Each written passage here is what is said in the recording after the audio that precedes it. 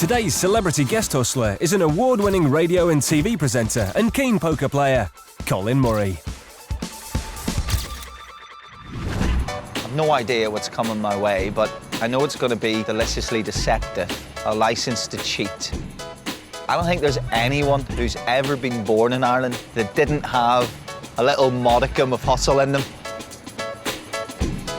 Colin's full of confidence, but he hasn't been briefed on the scam yet. All he's been told is to wait on a park bench and await further instructions. Here comes a young lady to fill him in. Hello. Hello. Hi. Colin. I'm Yes. Jessica. Hi, Jessica. Nice to meet you. Good. Excited? Very. Nervous? I'd say buzzing. Excellent. How was your poker face? Oh, brilliant. Well, let me tell you a little bit about what we're going to do. You're going to be the journalist of a poker magazine. Okay. And your job today is to rope in Mark and persuade them to join you in a poker game. This game is theirs and to really dig deep in their pockets and play as much as they can. You up for it? Yeah? Yeah? Yeah. You ready? Come on then. Colin's a keen poker player and will be right in his element. But he's never played a card game like the one he will today, in The Cross. Alex has arranged to meet some poker players at a trendy bar, inviting them to play in a private game he's organised for later this evening. Paul is playing the role of another player invited to the game and takes a seat inside, whilst Alex keeps an eye out for the mark. And here he is, right on time. Hello, how you doing? You're right. One of the guys is here. Alex brings the mark and his mate in to meet Paul, then leaves them alone to get to know each other. How are you, Nick? Sorting stuff downstairs, the table and everything. We should be ready to go soon. No worries. All right. Okay. Where'd you boys play? In the Vic, yeah? Yeah, that's why you play, Yeah, I haven't been there in ages. Oh, yeah. You know the poker magazine guy's coming tonight. You know about this guy? There's a guy coming from a new poker magazine who's doing an article on, I guess, private games, stuff like that. It's a new magazine. It's called Poker something. I can't remember what. I mean, it's brand new. Literally brand new. Paul is being a little vague, almost as if he's making it up on the spot. So when you play, do you play any side games or any side bets or anything like that when you're... Right. Would you play Kaluki or backgammon or anything like that? I just love games, Really? especially when they're profitable games at the end of the day. That's music to Paul's ears. This guy that's coming in, we're actually going to do an article about that kind of thing, about games you can win. I'm going to show him NIM before we play tonight. You ever heard of NIM? You can do it with straws, you can do it with matchsticks. Doesn't matter, but you can only take 1, 2, or 3. And whoever's left with the last one is the loser. For the first part of the scam, Paul needs to persuade the mark to do him a favour. He wants to play a trick on the poker journalist that's about to arrive by challenging him to a game he's guaranteed to lose. The thing is that if you know the secret, you can always win. If I have him bet with you, would you bet against him? What, knowing that I'm going to win. So in other words, I'm playing for you. if you're guaranteeing it, yeah. All right. I need you to sneak a bottle cap onto the table when he's not looking. You'll get the idea. When he comes in, it's just easier if someone else does it. The mark agrees to help Paul play a trick on the journalist. And here he is. It's Colin. You Rob? I'm Rob. Oh, sorry. Nice to see you. Colin? Yeah.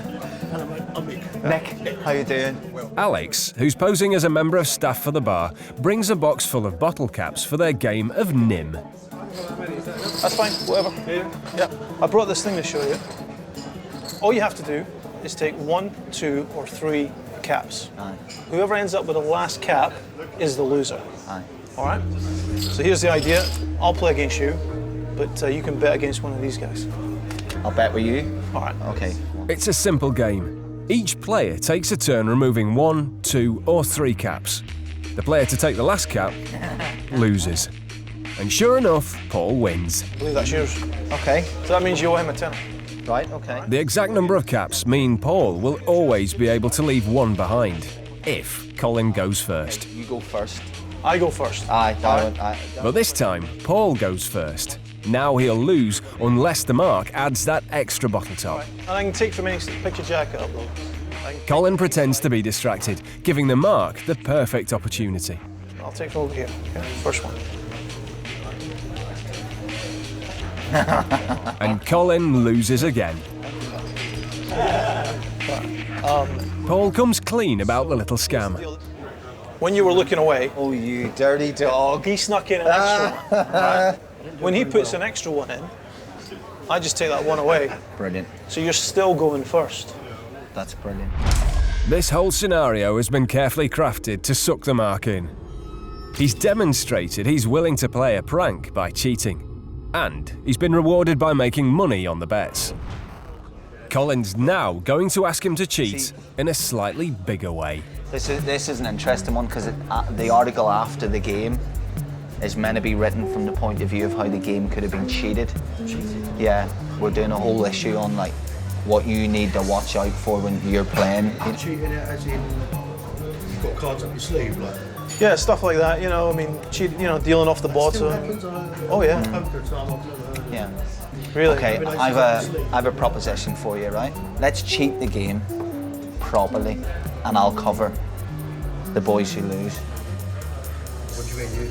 So, right, if I could actually interview people who were in on cheating the people out of money, but I guarantee the people who lose money, I give them all their money back tomorrow, and you two keep what you win. I just think that's, that's awesome to be involved in, and you can be talking about being in on it. So long as they get their money back. No, what do you mean to get their money back? They get the star in the new magazine. It's perfect. So, the game will be rigged in the Mark's favour for the article. He can keep the winnings, and Colin will reimburse the losers. Who's going to win? 1, 2, 3, 4, or 5?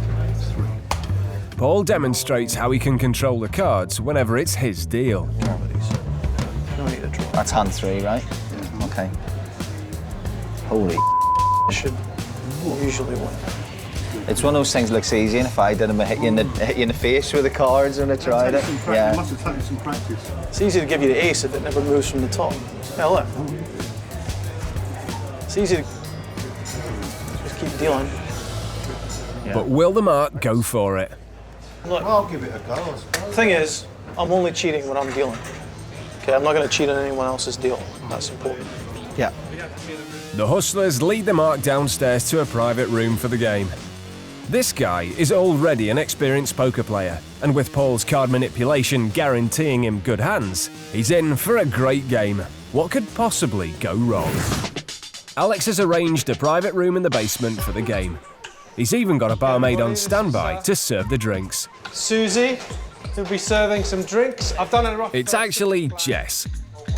The Mark meets the other players, whose money, with a little help from Paul, he plans to win. First, the players buy into the game.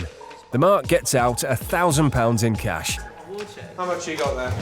1,000. The cards are in the air, and the game begins. Each player in turn acts as the dealer, shuffling the cards, handing the deck to his neighbour to cut, then dealing out the hands. Oh yeah. Do that all night. Yeah. Keep showing. The Mark is playing the game as he normally would, but he's really waiting for Paul's turn to deal. Jack 5, but every time I get it, I always go. More like this. Never over until the 30. But don't you? Whoa! I think you'll leave me there. Finally, it's time. Paul carefully manipulates the cards during a shuffle, arranging them so that the Mark will get a very strong hand. But it'll only work if Colin does his job properly. He has to cut the deck at exactly the same point Paul cut it. That way, they'll be back in the order Paul intended them to be in. It's good, it's perfect. Colin had just minutes to practice this move before the scam began. Good. That's it. This is Colin's big moment. Just one card out either way, and Paul will deal the wrong hand to the Mark. All right, blinds in. The Mark is unaware of the move, but knows things are going to plan when he sees the hand Paul's dealt him. A pair of kings. His job now is to get as many chips into the pot as possible and draw in his opponents with weaker cards. Let's give the blind some value.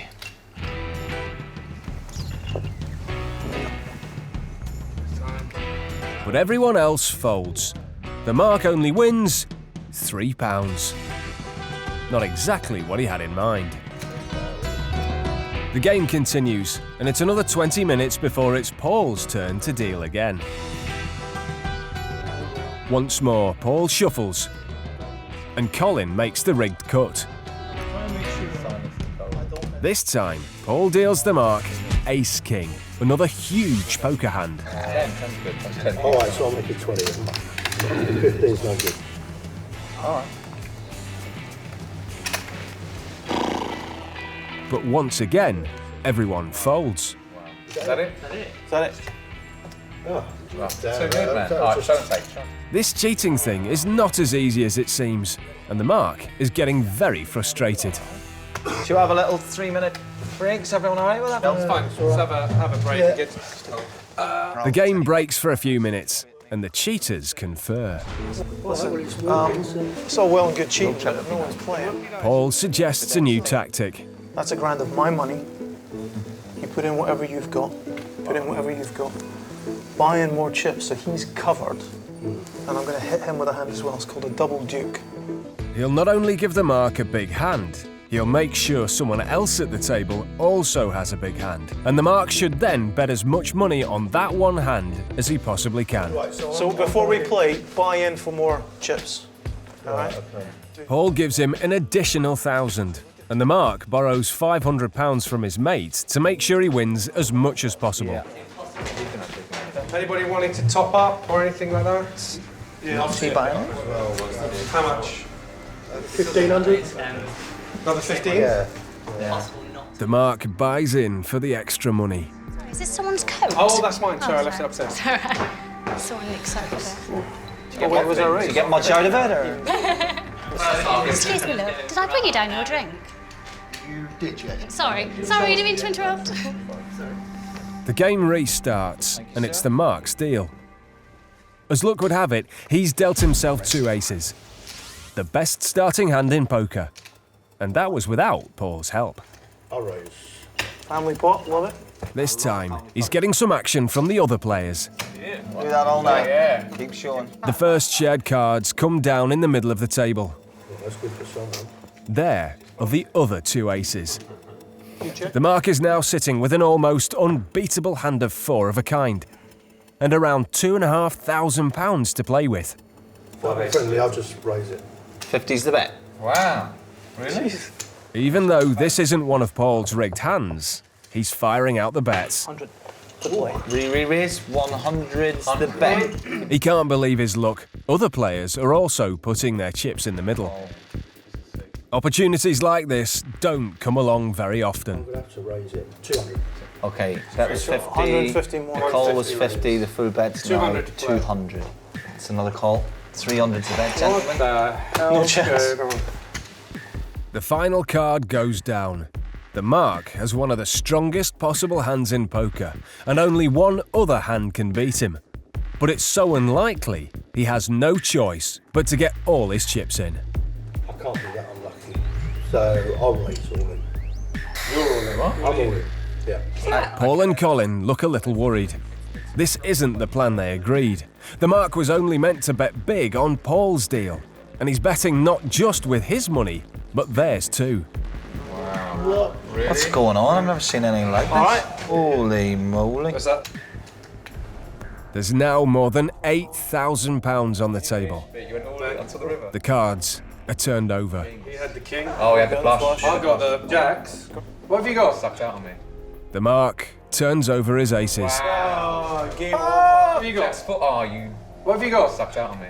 and then he sees the one hand he was dreading. What have you got? Another player turns over. A straight flush. No way. Okay. No. Who's He's got straight flush.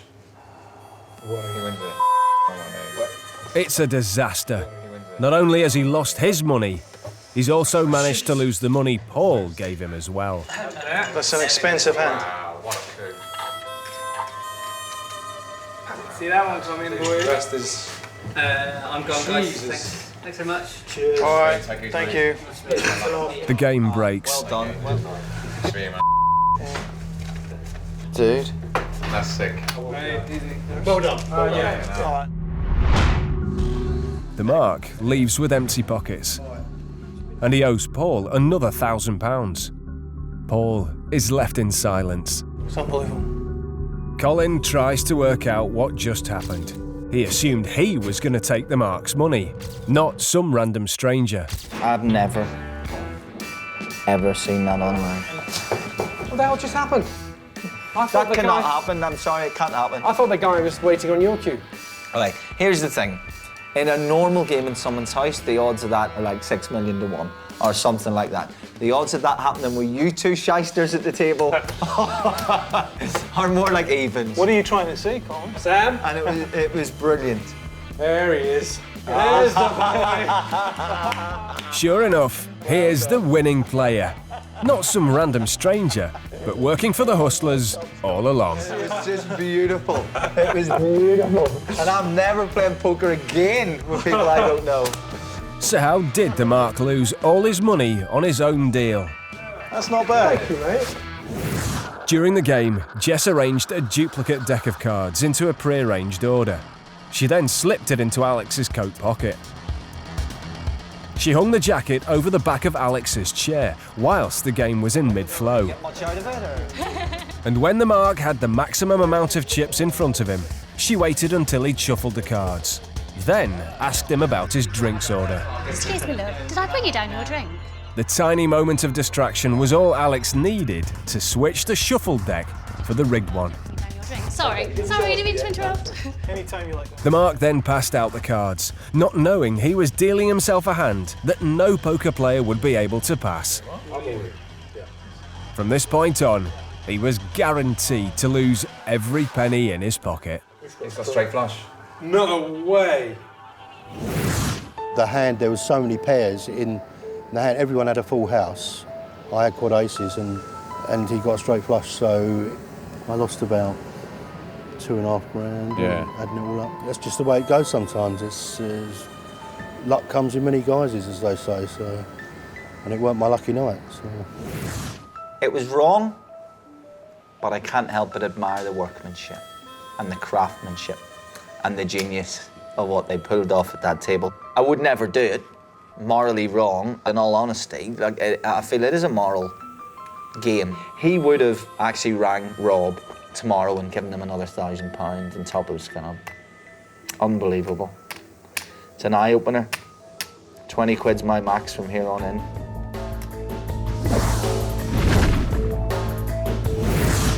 Sitting at a poker table with a couple of hustlers is a very bad place to find yourself. If they're touching the cards, it means someone is going to be losing all of their money, and it's almost certainly going to be you. Poker's an increasingly popular game. Thousands of people enjoy playing.